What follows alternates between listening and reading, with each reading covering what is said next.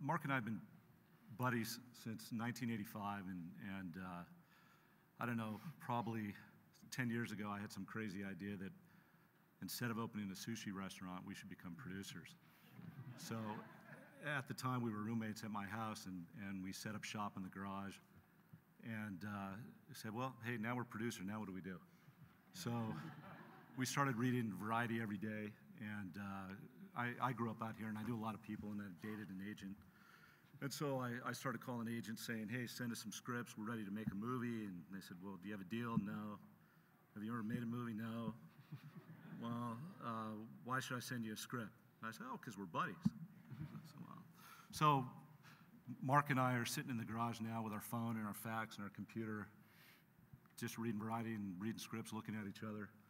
Occasionally we'd get a call from the president of the studio, and the garage was really hot, so we'd put the garage door down, and say, and she could, hold on, put the garage door down so we could hear her talk. So we'd like to pitch you something. Okay, well, what do you have? I don't know. We'll come in and pitch you something. But inevitably, after reading scripts and years gone by, how many years? 3 years? Yeah, 4 years. 2.5. Charlie had the greatest thing in the world happen to him is a toothache. So he went into the dentist office, and he was sitting there reading Sports Illustrated, and there was a little blurb in the back about Jim Morris. And Mark played for the Brewers. How long did you pitch? I played about 5 years with Milwaukee, and I got a cup of coffee, as they say, in the big leagues, and retired when I was 26, 27, and then. So he walks in with this article and said, "Hey, I think you got to read this article. There's this teacher who was challenged by his students that if they won the league, he would try out because he was throwing a baseball pretty well. He would try out for the next professional team that came to town." So Charlie gives me the blurb.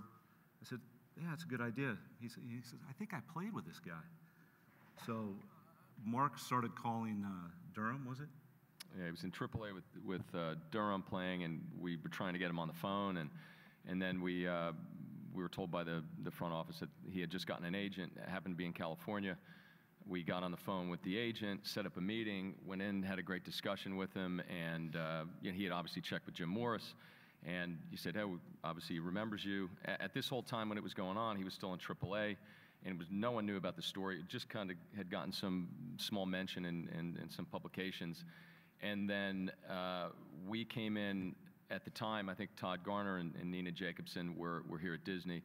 We pitched the idea to Todd, who loved the idea. He said, I'm going to pitch the team the next day. The agent, who said, great, go, see if you can set it up, was leaving town that weekend for a long weekend. And that moment that Todd said, okay, great, we want to do it here. Do you have the rights? We couldn't get in touch with the agent. He was out of phone service. And for 3 days, we sweated this out. And then Jim got called up on Saturday, pitched in the big leagues. The story, it was still small. I mean, it was still a relatively small story. The problem was, they played in Texas, the Devil Rays did, and then they came to play Anaheim, the Angels, and Bill Plaschke did an article on the rookie that it was the whole front page of the sports page, and it said "Follow Your Dream." It was a colored picture. Yeah. And we had a call set up for that Tuesday to call this guy. And so Mark and I are in the garage. We call his agent, say, "Hey, we're ready to make a deal." He's like, "Hold on. I got Jerry Bruckheimer on the phone." So I said, "Mark, call back." He's like, wait, my phone, I've got 150 phone calls. I can't even talk to you guys. And I said, well, we're ready to make a deal. He's like, call back. Yeah, so for us, it was like a week of sweating this thing out. It became this little story. For me personally, I haven't played with, I played 3 years with Jim. It just felt like my destiny for us to do this. We didn't set out to make sports films. Having a sports background was great. We love movies, we love sports. It was kind of perfect. And, it was going to be our big kind of entry into the business. But once the story blew up, we were the guys in the garage going against, every other writer, producer, director that was trying to get this story. And luckily, through this whole, it took about a week, but we ended up getting exclusive. We had the use of the box at Angel Stadium. We had the president's box, and we were trying to woo the agent, so we had this big spread in the box. It was almost as big as this whole room. This is when Disney owned the Angels. So. And the guy showed up with 2 outs left in the 9th inning and said, hey, guys, got to go.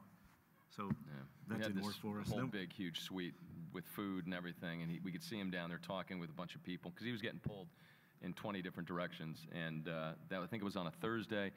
Luckily, the next day at midnight, we got exclusive negotiations and ended up getting the deal done. And for us, it was great. It was our entry into the business and a great experience. And jumping onto a set, after being in the garage and then getting a deal and then becoming producers was a dream. And then a lot of stories quickly followed after that. And it's been a fun ride.